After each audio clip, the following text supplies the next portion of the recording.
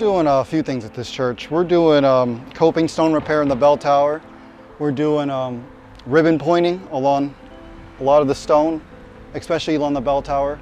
And we're also painting all the coping stone on the entire church.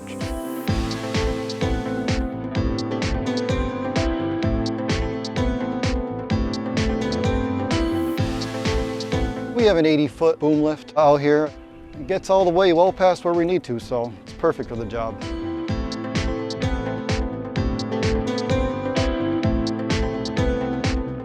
Jobs like these are nice, but the challenge is, especially with a job like this, is the boom is so close to the power lines. We had to get the power de-energized, and that was a little bit of a curve, but we got past that, and now we have the lift where we need it.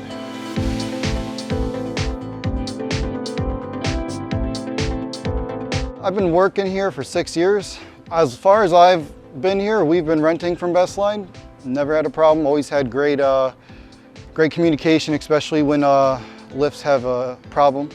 You know, they get fixed pretty quickly, or they get taken care of one way or another, but you know, always I would say really good experiences.